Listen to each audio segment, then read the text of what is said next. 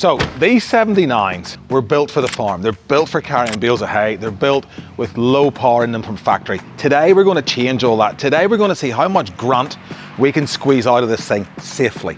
We used to have the armax ECU and it went really well, but today we're going to put a custom tune in it. All right, today is all about power. Power! Power! Power! Power! Power! Power! Power! The power. Power and speed solves many things. Yes. Now the 79's really good off-road. We've made it a track weapon, but Toyota didn't exactly make it a powerful car from factory. Got us out as much urgency as a pension and a supermarket queue. So what we're going to do is we're here at Performance 4x4 in Capalaba. We're going to get a custom tune put in. It's going to give it more power, more torque, a lot more fun, and probably a massive upgrade from the old armax ECU that we put in. I want to see how much better this is. So let's get in here and get the tune done. I'm so excited. So we're on our way to Performance 4x4 in Capalaba. These cruisers from factory, they come at about 130, 140 horsepower at the wheels. There's about, I don't know, 330, 340 Newton meters of torque. So they're a bit lackluster, even though they're a big V8 4.5 litre engine. We're going to find out today the baseline of this car, and we're going to find out if a tune is actually better or not. Now what we're looking for is obviously, you know, the graphs will say more power, more torque, but what I'm looking for more than anything else is drivability. I want this thing to just get up and going to speed a little bit better, a bit more responsive on the tracks. So I'm really excited to get this done. I've been wanting one of these for a long time. I did wait until it was out of warranty, which was 2 months ago in February. So now's the time. Let's go. So we're here with Dale, who's the owner of Performance 4x4 in Capalaba. Now Dale's a 15-year veteran at this stuff. Dale's going to talk us through what a tune is, what a safe tune is, I suppose, because we don't want to have this back to you in 12 months time with new turbos. We want to keep it safe, but give it a bit more giddy up. That's it. It's always a hard conversation if we're having to replace parts on your car after you've had a tune. So I guess, will we start with the baseline, where it is as factory? You know, our process and our sort of mentality here, I suppose, with tuning is the same for most vehicles. We started off today with a road test, you know, and a bit of a tune, a bit of a check over, of the data on the ECU, and then put them on the dyno and just baseline and make sure everything's happy and everything's good to go. It's had a self-check. We've been over all the data. We were happy with it. So as a baseline, I think your vehicle, we rolled out at 135 horsepower, 332 Newton meters. So for these DPF model cruisers, DPF in, that's about the norm. We'll see them 130 to 145 horsepower, 300, 350 Newton meters, depending on tyre size and all the rest. Yep. So we were kind of happy from there, from that point of view. So we progressed with the tune. Right. And you've given me two options. Yeah, we have tuned a couple of different ways, you know, and we do custom tune, we do all our tuning in-house, so we can have that chat and we can make that decision based on what you're doing and align that tune with what you need. I guess just to come back a little bit, what does a tune actually do? Like, what are we talking about? Because there's people say you can put chips in it, you can get tunes in it, you can put an ECU on it, a module. What is a tune? We've actually pulled the factory file out of the ECU and we've modified the factory parameters. We're changing things like boost levels, fuel volume limiters, rail pressure, a whole bunch of other stuff in there, you know, driver demand maps and request maps and stuff like that allow us to give you all that extra power that Toyota really didn't put on the table for you when you bought the thing. Yeah, so they are a bit lackluster from factory. They are. I did last year, or the year before, put on a Safari, the armax ECU, and we put it all in and plugged it all in. And look, it had the 5 maps on it, and when you went into that sports mode, I mean, it was okay. You could definitely feel the difference, but I don't think it's going to be a patch on what we've done here. They're normally night and day, yeah. The old reaction video when people pick them up and go for a drive, they're normally like, oh, well, I should have done this in the first place. So, you know. Exactly. It's funny enough too, the factory ECU in this Toyota, there's actually more fueling in there, and Toyota's kind of capped it and limited it for probably our conditions, you know what I mean, and what they want the vehicle to do. So a lot of the power we get is kind of already there. It's just been capped, you know what I mean, in these ECUs, and then obviously we change and take it a bit further than that too. I'm excited. I'm pumped to see what's going to happen. So I suppose your options were, as we're discussing today, sort of what sort of a tune you wanted. Yeah. And we get people coming in, you know, what they're using the vehicle for, probably what we call our tow touring tune, you know. That's a relatively safe tune, you know. We're concentrating on a lean AFR, safe boost levels. We know that car's going to be working hard, towing heavy predominantly, you know. And then, you know, we get our guys chasing a power tune.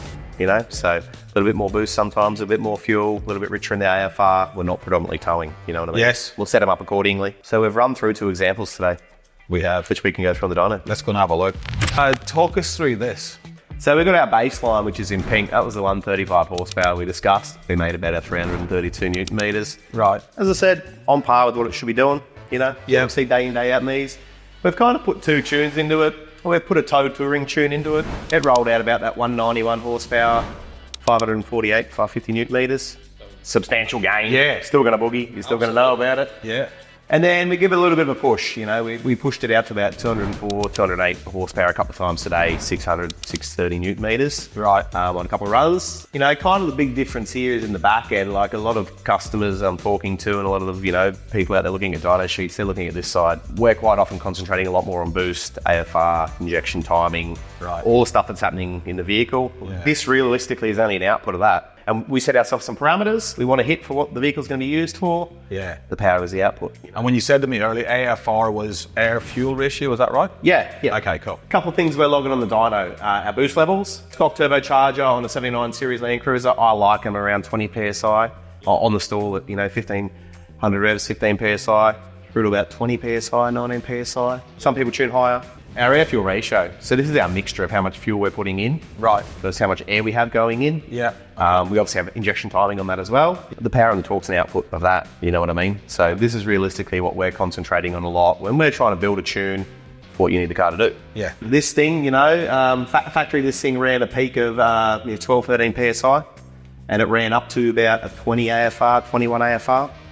In factory trim. The interesting thing is with that, that tow tune, the touring tune we sort of set up to start with, we targeted 20 PSI of boost pressure, and we actually managed to run leaner than the factory tune, 20.5 AFR, right through marrying up to 3,000 RPM. And then look, we did hold the fuel in a little bit, make some power up top, you know what I mean? But, for a tow touring tune, 2,000 RPM to 3,000 RPM, we've given this car a really nice broad power and torque range, a really lean AFR. You know what I mean? Safe as houses to go put 2.8, 3 tonne on the back of. Right. So that's kind of, the difference of what we can do. Like even versus factory, we can make a hell of a lot more power at safer, leaner levels. When you say leaner, so it might not the way I drive, but could I think there might be a bit of fuel economy saving there too? Definitely, yeah. Really? I sort of explain to people too, sometimes fuel economy is based on drivability. Yeah. If you don't have much power and you're, excuse the French, balls to the wall all the time, Yeah. your foot's always flat, you're always working hard, you're going to use a lot more fuel. Of course you are, yeah. If you can accelerate up to the speed limit, back off and cruise and get back into that lower fuel delivery area quicker, quite often fuel economy can come from there. There are a few certain cases with Toyotas like the N80 Hiluxes where they are a bit rich in the factory tune and we can fix a few things up. But yeah, definitely fuel economy does come hand in hand with having a tune a lot of the time. Should never really use more fuel on our tow touring tunes. And look, we ran that through. That would be sort of our package we're sort of doing for someone that, is doing predominantly a lot of touring, a lot of towing, heavy work, slugging away. We then dropped a bit of a power tune in, and we can see our AFRs off the bottom. We've nearly matched up, married up with what the factory was. Yeah. Yep. Obviously the boost level's right up though, 20 PSI. And we've come in, and in that same, that same torque area, we've targeted, 2,000 to 3,000 revs roughly. We've targeted that 18 AFR. So we've still given you a nice window. It's not going to run too hot. Our air fuel ratios are still, fairly okay. Yeah. Yet again, let the power hold on into the top end, you know what I mean? So with a bit of education on something like the power tune, if you're working hard, towing, pick a gear, hold a gear. In between 2 and 3. Gonna be fine. Look, even still, we can go hotter than this again if we're chasing real power. But No, we're not. No, we're fine with it. This is good. This is 80% of what we do. This is what I want. So, but it's nice to show too, like even at 20 PSI and that fuel, on this 79, we're getting close to that efficiency threshold of that turbocharger. Right. We know it, we've tested it, we've pushed them out. You've done plenty of these. We're like 1 to 2.5 points at AFR, you know what I mean, for 15 horsepower, difference. I can go push that out again down to a 16 and raise the boost, but those gains are really starting to diminish. Yeah. We're starting to make a lot of temp too. For not much effort, or for not much gain, yeah. If someone on our sort of tow touring tune was towing super heavily, might recommend a set of intercooler fans to add to it. Gotcha. Prolong that power gain. So if we look at standard as 0%, the tow tune compared to the power tune, what's the percent? I know it's just a number. Yeah. And we're not relying on this, but just so we get a gauge as to where we've been. Yeah, I suppose this is where a lot of people get their knickers in a knot. This page here, it's not the one I'm always predominantly concentrating on, but every dyno is different and everyone quotes different numbers. We can loosen straps, different dynos read different mainline. It's one of those things. It's the age-old question. We're always going to go around it.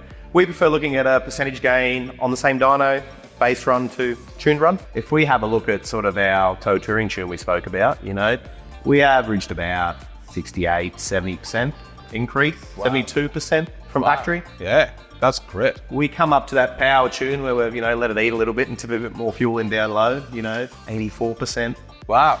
89%. Yeah. That's crazy. From factory. And look, that's in a really usable range here. That's, you know, this sort of 1600 to 2000 RPM range. That's when we're trying to get that breakout power, get up and going. That drivability I was talking about, accelerate to speed, back off. Back off, yeah. Yeah, 100%. So that's where you're using it, right there. And other than that, look, it's come up really well. Done everything it should. So love it. All right, what's next? Next, I suppose we'll give it a run so people can have a watch. Let's go. And then I suppose they'll give you the keys back. And you go test it. Righto. And like we say to everyone, if we tune your car, go use it, run it through its paces, give us a ring. Feedback's always good. You know what I mean? So definitely. Yeah, you only ever hear the bad stories. Oh, you'll hear good from me. It's fairly rare. Occasionally, you know, it might always be our problem. Older parts on cars and that, something may happen. But, you know, feedback's always good. Go use it. Let us know. Can't wait. All right, let's go. Awesome.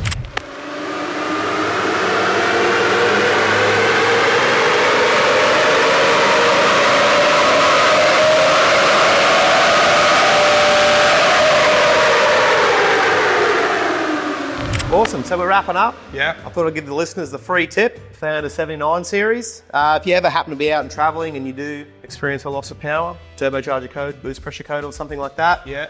On the back of our intercoolers, we do have a map sensor. Right. 3-pin plug, little hose down to a filter, and then back to the manifold, it's the boost pressure. It's one of the most common things we see on vehicles out there, whether they're tuned or not. Right. But if that little hose comes off, you'll lose power, you'll probably throw a boost pressure code, you know? Right. One of those things in the middle of nowhere, it is really nice to know. So right about there, boost pressure sensor, small hose to the same as the 1KD filters that love to split as well and give us grief. And then another small hose to the manifold. So if you're ever in your 79, you lose power, lose boost, that'd be one I'd check. That is good advice. First drive, okay, we're just sitting waiting to get out onto the main road here. I've just driven it out of the shed. I literally haven't got out of second gear yet and I've really babied it because I really want to experience this on camera. What we did is we went for the power tune at the end. We didn't go for the tow tune, and the reason because we don't tow that much. We tow like 5% of the time, the camper trailer. So right, let's see how she goes. Drivability, power. That was second gear. That's so good. Oh, kind of need to think I'm going to be not wanting to break the speed limit too much here, but this is a fast road. We're going up a hill. That's fourth gear, sitting at 70. This is an 80 road. We're going up a slight hill. Let's put it. Yes. This is good. This is good. We like it. So, first thoughts. This is a different car. This is a massively different car. On the brakes, it still feels as heavy as it used to. We've got to fix that. I've got to get rid of this tray. When Dale took it for a test run after we tuned it, he came back and he said he wasn't super impressed with it because the car's so heavy. He drives a 79 himself and he knew what he was expecting because it's the same car as his, and he said it just doesn't have the same get up and go as his because this is so heavy. So I've got a renewed vigor now to get rid of this bloody steel tray and get a nice light alloy one on there, but that's for another day. Very, very happy. Very happy. The numbers are in. We've gone from 135 horsepower, 332 newton meters, up to 206 horsepower, 204.6 horsepower, and 607 newton meters. That's a massive gain. Now, was it worth it? Absolutely. I am so stoked with this. It drives so much nicer. It's got so much more torque, so much more power. It's just nicer. It made it a different car. Now, we did have the Safari armax in there, and look, this is the next level up, in my opinion. If you are thinking about a tune, don't hesitate, get into it, because I wish I'd have done this a long time ago. I did, however, wait until the warranty was out in this, because I just, didn't want to play around with that, but that's just me. I'm sure it's fine. So good. Anyway, what's next? Bigger turbo, intercooler fans? I'm kidding. Put down in the comments what's next. I'll tell you what's next. Is that bloody tray's getting lighter. Anyway, thank you very much for watching. Please do remember to subscribe. We'll see you in the next one.